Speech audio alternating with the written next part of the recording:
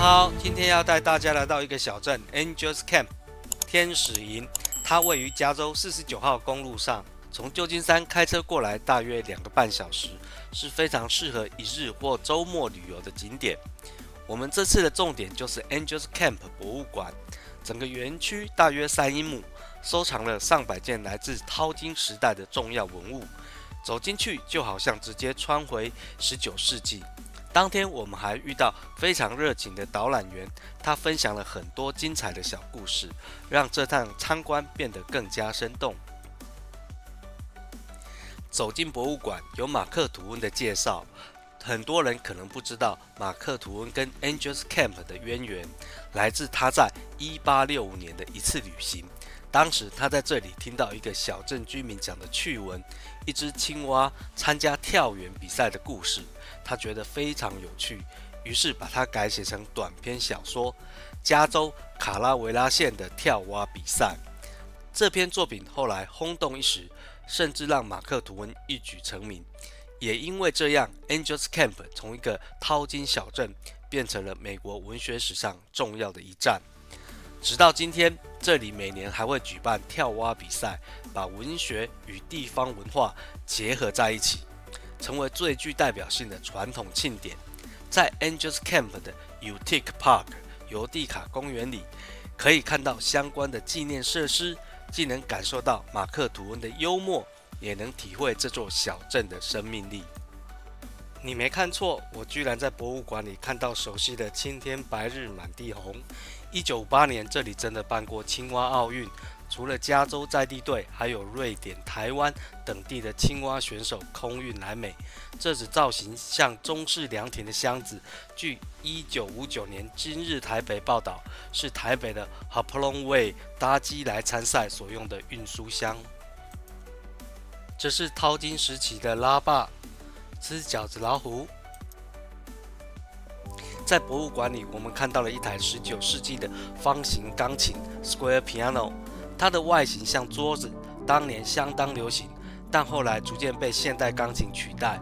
原因很简单，方形钢琴音量有限，音色也比较单薄。随着音乐厅和演奏需求增加，三角钢琴能发出更洪亮、更丰富的声音，而直立钢琴又更省空间。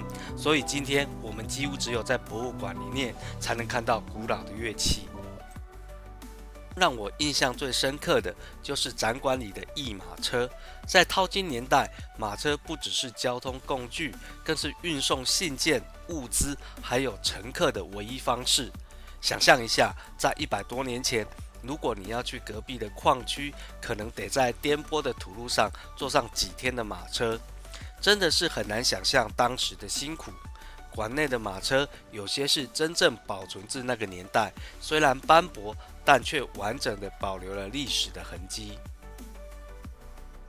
导览员告诉我们，马车的避震系统约发明及使用于1878年，也稍稍解决了颠簸的辛苦。再来，这是运牛奶的货车。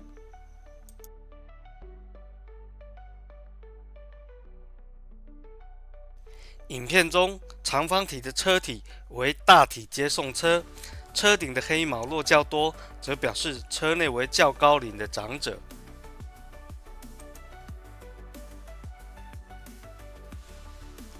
再来是大型的货车，它是来运送重型及大型的物件，比如发电机及锯木等等。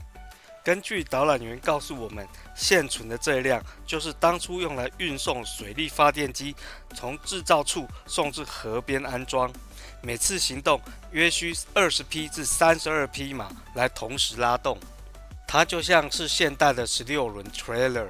我们还看到由中国人制造的单轮手推车，这是一台完全不用钉子而用毛榫做成的推车，不过车上的中文字已经模糊不清。再来看到排列整齐有序的，就是当年的 Uber。有趣的是，这里还收藏了一些来自 Sacramento 另一家博物馆的展品。那家博物馆已经关闭了，所以这些珍贵的文物就转移到 Angels Camp 保存下来。也因为这样，这座博物馆成了全加州最完整的淘金时代收藏之一。这里收藏了19世纪的留声机与爱迪生蜡筒唱片。那时候人们用这些大号角机器听音乐、录音，而蜡筒只能保存约4分钟的声音，相当于当时的 CD。这一区展示的是19世纪1870年代的女士盥洗套组。当时的上流社会女性会用这些精致的瓶罐和盒子来放香水、化妆品或者首饰。从设计细节就能看出那个年代对生活质感的追求。烫发的工具、瓷器餐具和服饰、咖啡磨研机。除了展品，导览员还分享了很多让人会心一笑的小知识，比如说理发店红白旋转柱源自中世纪欧洲，当时理发师兼外科医师还会替人拔牙止血，红色象征血液，白色代表毛巾。螺旋设计灵感来自晾干的血迹毛巾。我们常说来一杯 shot， 其实这个用法源自于淘金时期，因为当时一发子弹的价值大约等于一杯 whisky 的价钱，所以子弹 shot 就变成了一杯酒的代称，是不是很有趣呢？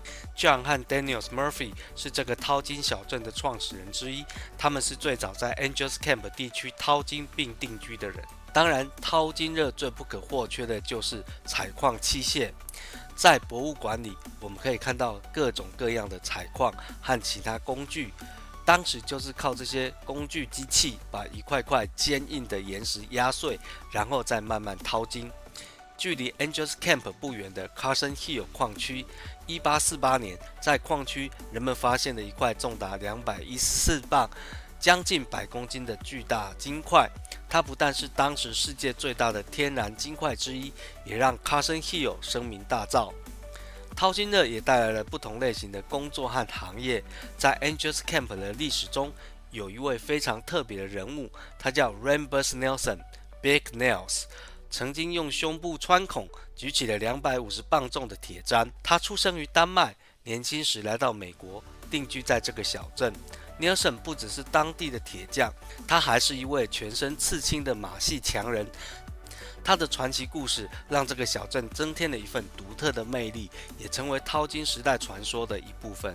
总结来说， Angels Camp 不只是淘金历史的见证，更是一个值得细细品味的小镇。无论你是加州在地人，想要安排一趟短程旅行，还是对淘金历史有兴趣的朋友，这里都绝对值得你来看看。最后，如果你喜欢这支影片，记得按赞、订阅，还有开启小铃铛。也欢迎在留言告诉我们，你去过淘金小镇吗？或者哪一段历史故事最让你惊讶呢？我们下次再见。